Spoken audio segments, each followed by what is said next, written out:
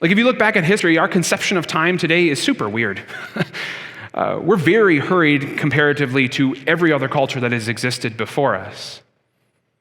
There's a number of places you could go in history, but maybe the best place to start for the Western world in modern life is 1370 in the city of Cologne, Germany, where the first public clock tower was erected.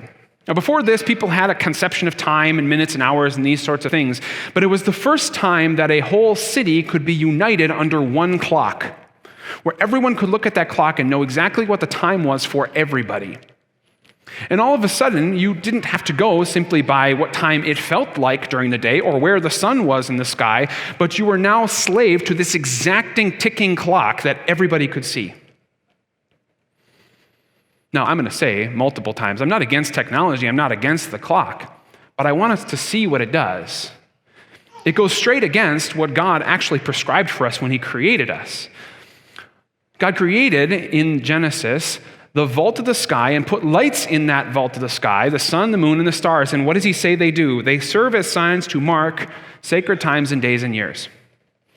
God says your conception of time as creatures is based on the sun, moon, and stars. And yet how quickly we run to something artificial, something man-made, seconds, minutes, hours, to mark our time. As one French medievalist at the time, Jacques Le Goff, said, life before the clock went up in Cologne was like this. He said, life was dominated by agrarian rhythms, free of haste, careless of exactitude, unconcerned by productivity. Sounds nice, doesn't it? But the clock changed all that. Fast forward then to 1879, and Thomas Edison invents the light bulb. And the light bulb completely changes life again for us. At this time, we, of course, could mark things by seconds and minutes and hours, but we were still subject to the rising and falling of the sun. But all of a sudden, this light bulb made it possible for us to stay up past sunset. We could add more work to our schedule, more things we could do. Today, we would say if a person sleeps 7 hours a night, that's pretty good. Like, we would maybe congratulate them, give them some slaps in the back. Like, you sleep 7 hours every night? Good job. Do you want to know how much people slept before Thomas Edison invented the light bulb? Anyone got a guess? You could say it out loud. How many hours do you think people slept a night? 10? 13? Pretty close. 11. 11 hours a night. Just think, no matter how much you sleep, if you added 4 hours to your sleep, how much more rested would you be? How much more healthy would you be? How much less anxious and exhausted would you be? How much better of a control over your emotions, over your mental capacities? Like, how much would that change your life? And we threw it away. And then after the invention of the light bulb came a series of inventions across the 20th century. In fact, if you know anything about inventions, you know we invented more things in the 20th century than we did in the rest of history combined up to that point. And most of those things were time-saving inventions. So much so that an 1967 United States Senate subcommittee produced a report in 1967 that they said the problem of the next generation is going to be too much leisure time. They reported that by 1985, it was 1967, they said by 1985, the average American would be working 22 hours a week for 27 weeks of the year. Were they right? No, because despite the fact that all those time-saving technologies certainly did save our time, we just filled that time with more things to do and more things to care about. And then, of course, you have to bring in blue laws, right? In Canada, we had a blue law called the Lord's Day Act from 1906. Maybe some of you remember that if you're a little bit older. No business transactions on Sunday in this country until 1985. Note, by the way, the same year the U.S. Senate subcommittee thought that we were going to have too much leisure. The Supreme Court of Canada struck down the Lord's Day Act and made it possible for us to do business on Sundays. And you can have your opinions about blue laws politically. Frankly, it doesn't much matter to me. The fact is, we had a built-in day off in this country, and then we took it away so we could work more. And we could buy more, and we could run around more. And then came 2007, the year that Apple released the iPhone, which, by the way, was about the same time a microblogging site named Twitter became its own platform, and an upstart social network called Facebook became available to anybody with an email address. The internet suddenly was not on a cumbersome desktop computer in your office, it was in your hand, and it came along with everyone's opinions on everything. which gave you the ability to know everything about everything and to care about everything at a speed never before seen in the history of humanity. Nicholas Carr, he's a Pulitzer Prize winner for his book, The Shallows, What the Internet is Doing to Our Brains. He wrote this. He says, what the internet seems to be doing is chipping away at my capacity for concentration and contemplation.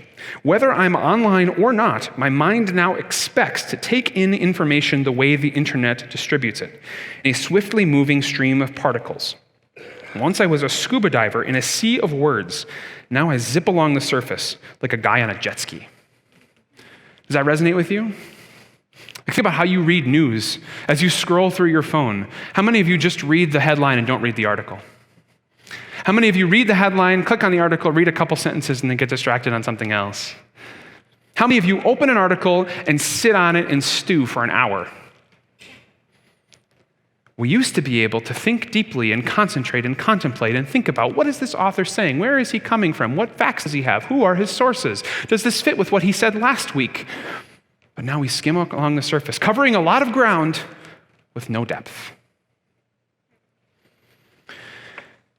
And the psychological results, despite just our ability to intake information of using the iPhone, have started to come in too. 15 years ago, the iPhone came out, and even within 10 years of the iPhone coming out, studies were starting to show the negative effects on our brains. One study from 2016 said that the average person touches their smartphone 2,617 times a day. And at that time, it was double, almost double, with millennials who were in their 20s at that time. And the effects lead some psychiatrists to say this qualifies as an addiction. Like, same as a heroin addiction or a porn addiction, it's a phone addiction. And in the same way that addictions have negative effects on our psychological capacities, the phone addiction does the same thing. One study from that same time, 2016, showed that even if your phone is off and it is out of your reach, you can't grab it, but it's still in the room with you, you have a reduced ability with working memory and problem-solving skills. In other words, your phone can be in the same room but out of your reach, and it still makes you dumber. To illustrate this, before the iPhone came out, the average human attention span was 12 seconds. Now the average human attention span is 8 seconds. And for reference, a goldfish has a 9-second attention span. And to illustrate this, before the iPhone came out, humans had a 12-second attention span, and now they have an 8-second attention span. And for reference, a goldfish has a 9-second attention span. I'm not sure how well that joke was going to go over. Thank you for laughing at it. Here's the point. You might think that I'm advocating that we go back to some pre-technology Luddite experience of life. I'm not. Although that might be a good idea for some of us. I'm really not advocating for that. I'm asking us to evaluate the things that God has allowed our minds to create and see, are they bringing us closer to God, or are they bringing us farther away from God? I don't frankly care that much if you have a phone or if you go on Facebook or what you watch on Netflix, all that much. I'm asking, does this bring you closer to God or not? Are you a hurried person? Are you a victim of your culture? Constantly rushing around, worrying about every last thing that you could possibly worry about, so much that you have no space in your brain to actually deal with life.